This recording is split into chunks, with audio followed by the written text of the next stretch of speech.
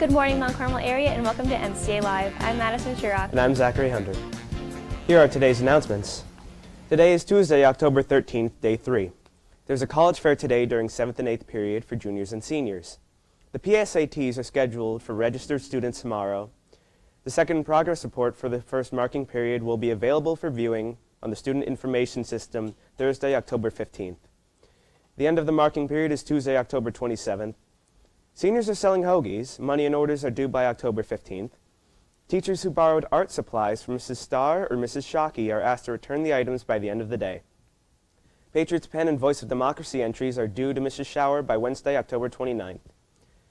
The following students are scheduled for a photo and should report to the TV studio Wednesday at 1:55 p.m.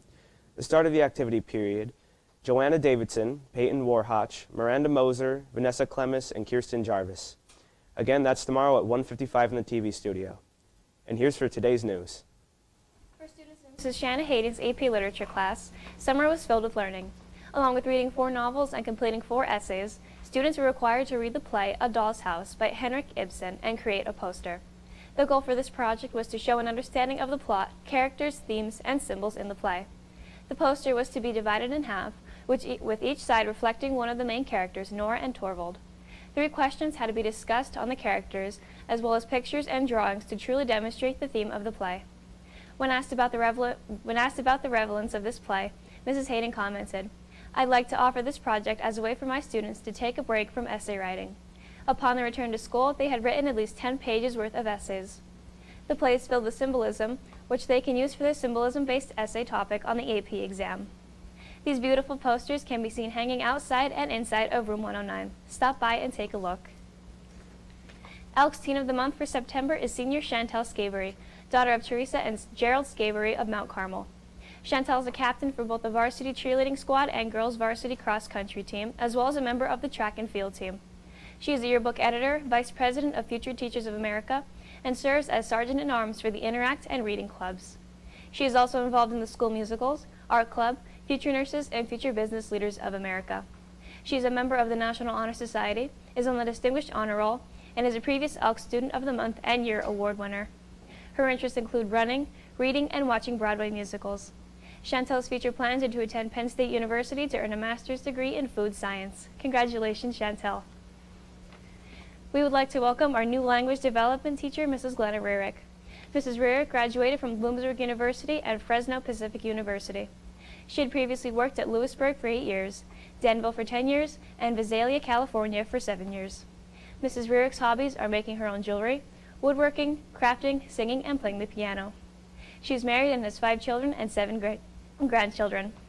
One of her favorite quotes is, "Give a smile at everyone you meet. You never know when there's someone who really needs one." Welcome to MCA, Mrs. Rearick. We'll be right back with Jesse and today's sports.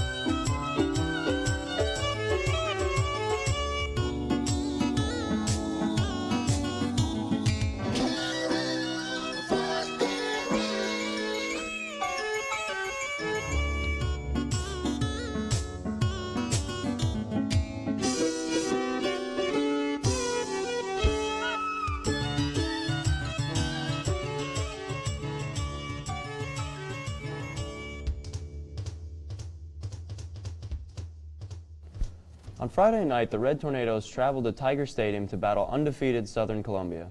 The Tigers dominated the entire game, preventing MCA from gaining momentum. The Tigers struck on their first possession of the game, with quarterback Nick Becker hitting Steve Tosolewski in stride for a 67-yard touchdown. The Tornadoes held the Tigers at bay until midway through the second quarter, when Southern exploded. A bad snap on a punt, which left the ball on the Tornado 1-yard line, led to a quick score for senior Blake Marks. The Tornadoes could not bring Blake Marks to the ground as he scampered for one another touchdown in the quarter.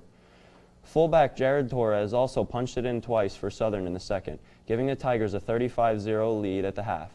The Tigers would score only once in the second half on a Hunter Thomas run that would push the score to 42-0. The Tornadoes look to bounce back this Friday at home against North Schuylkill. And for last night's scores, varsity boys soccer traveled to Muncie and lost 11-0. Varsity girls soccer traveled to South Williamsport and qualified for districts with a 3-0 win against undefeated South Williamsport. And tonight in sports, varsity girls soccer will travel to Muncie starting at 4 p.m. Cross country will travel to Southern to take on Southern and Midwest starting at 5 p.m. Our Lady of Lourdes volleyball will travel to Blue Mountain starting at 6:30. And back to Zach at the news desk. Thanks, Jesse. Mount Carmel Downtown Inc., in conjunction with the New Union National Bank and Elks Halloween Parade, is hosting the 3rd annual Scarecrow Contest on Saturday, October 31st at the Shops on the corner. Scarecrow entries cost $5 and deadline to register is Wednesday, October 28th. All checks can be made payable to Mount Carmel Downtown Inc., and registration should be mailed to Julie Polite at 300 South Oak Street in Mount Carmel, PA, 17851. Along with the parade and contest, a big food menu with items such as homemade pot pie, pulled pork sandwiches, hot dogs, baked beans, and baked goods will be sold. Handmade items, 50/50s, Zola the fortune teller, and live music will add to the fun. Come down to downtown Mount Carmel Saturday, October 31st to watch this parade, have lunch, and cast your votes for the most popular scarecrow. The top 3 winners will receive cash prizes. Voting will take place from 10 a.m. to 1 p.m. And here's for today's lunch. Today's lunch, soft taco, carrots, mixed fruit, fat-free milk. And for tomorrow's breakfast, cinnamon glazed French toast, chilled juicer fruit, and low-fat milk.